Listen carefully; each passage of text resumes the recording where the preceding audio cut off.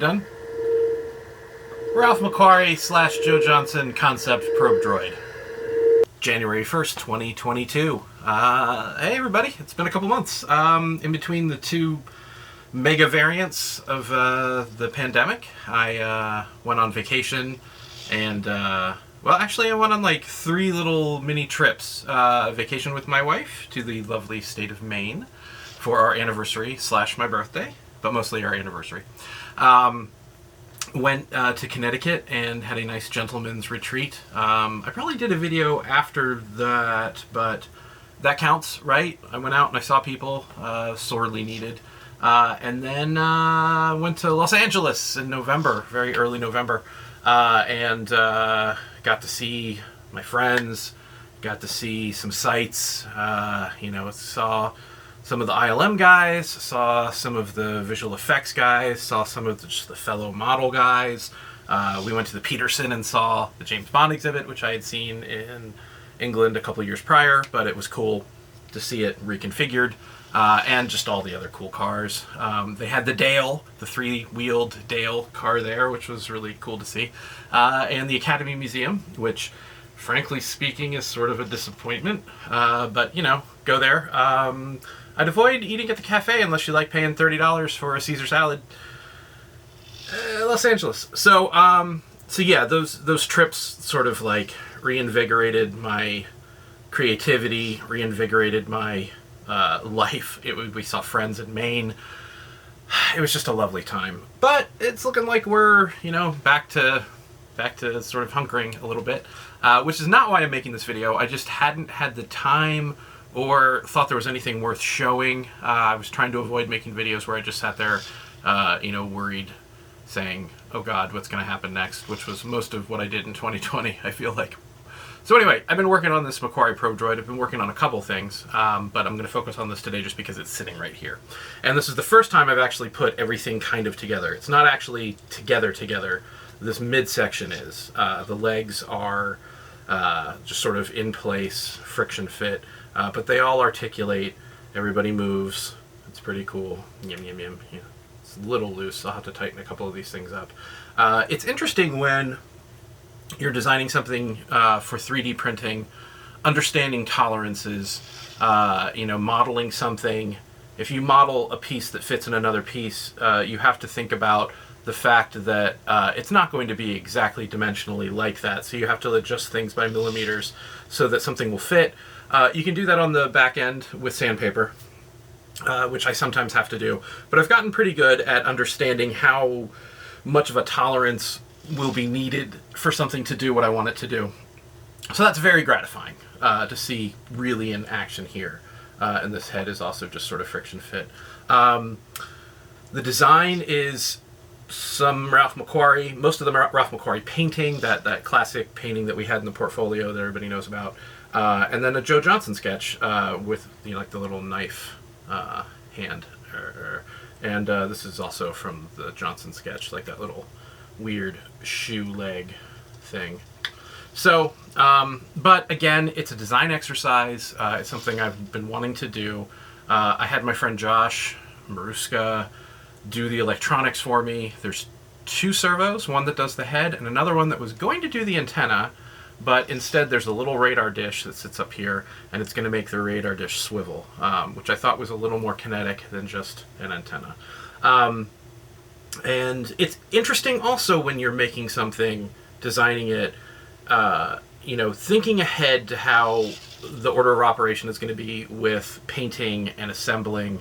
And there were a couple moments where I had to redo something in bob and weave, but I've gotten pretty good over the years at understanding how I'm going to build it based on all the other crap I've built over my lifetime.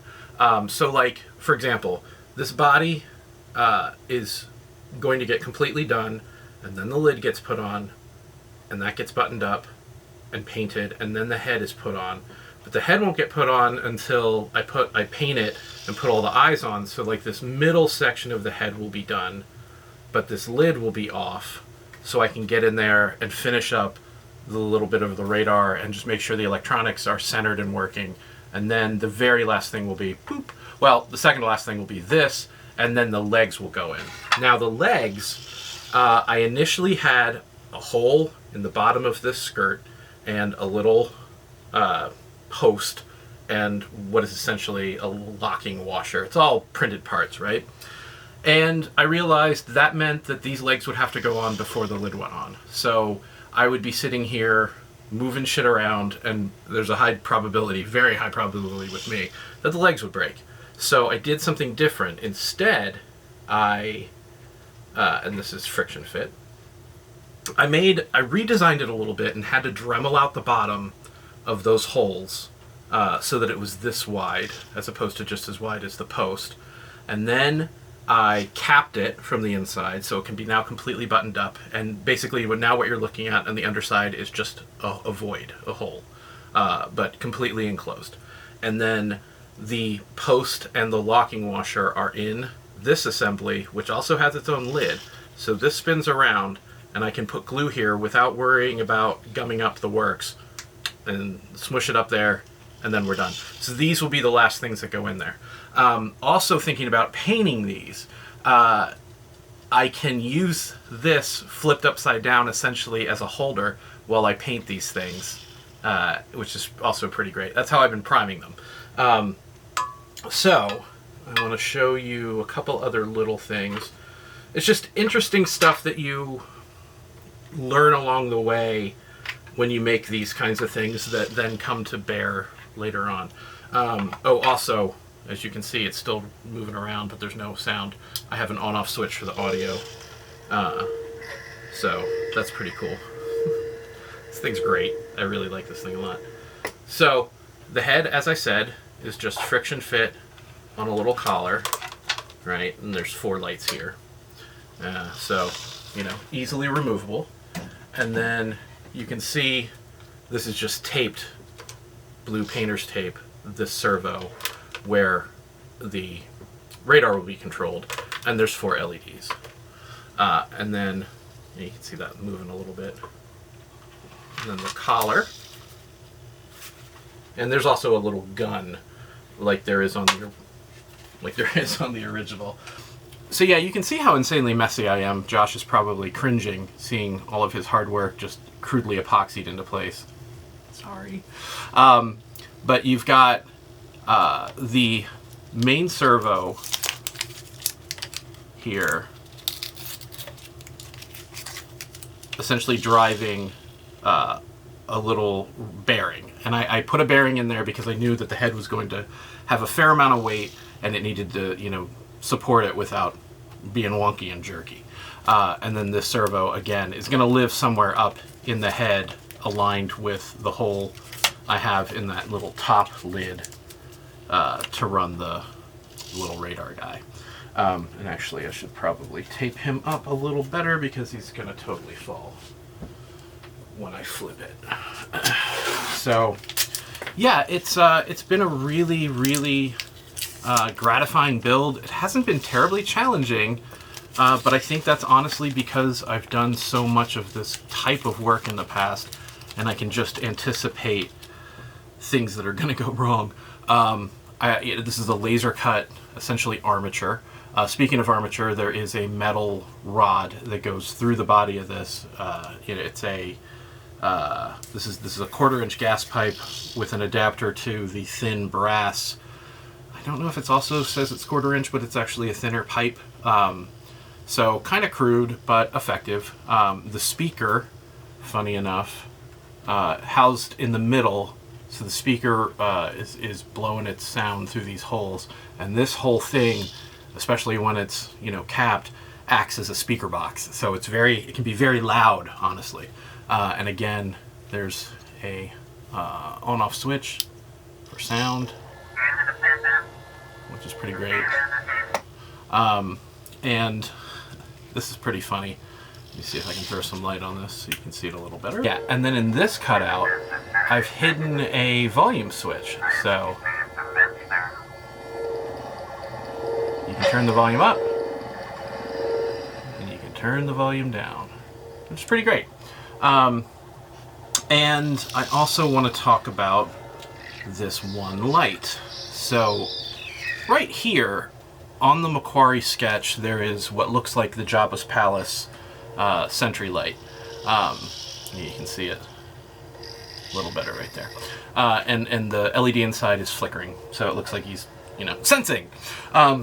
So I had to think about order of operation again. So I have a brass rod tube, essentially acting as a mount, a collar, and this just sockets in, and I have it loose still because I was sanding it this morning. So I built, the shell with the little front of the eyes, and printed a clear insert for the actual eye itself, right? And I modeled a socket, sort of a flanged socket on the inside for the LED to sort of nest into, so it throws it evenly, but the LED is really, far into that ball. And then I cut the ball before I printed it, and so I printed the back half. I don't know if you can kind of see a little bit of the seam. I'll take a photo and throw it up. And then the front of it.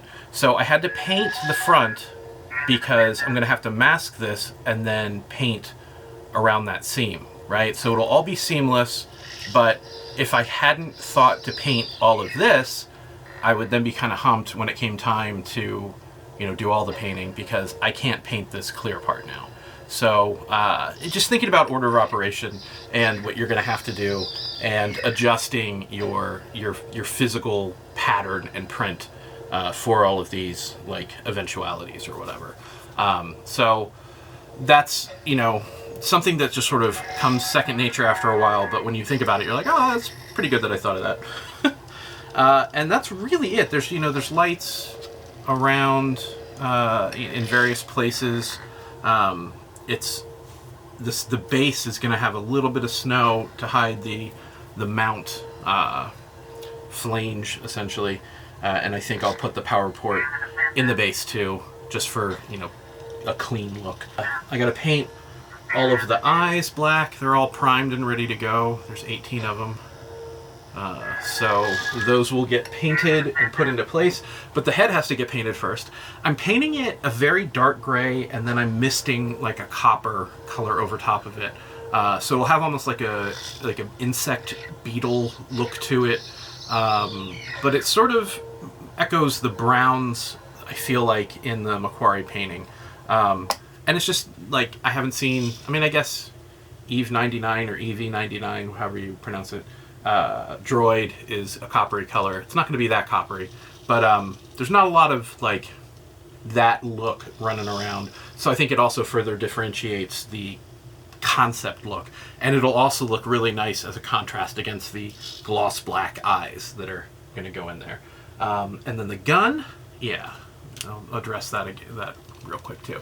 So this little bit of detail honestly is just there to give a suggestion that the gun port, has some stuff going on mechanically inside. So that, sits like that. And this, I've modeled, where's my hand? I've modeled a hatch to make it look like it's slid back.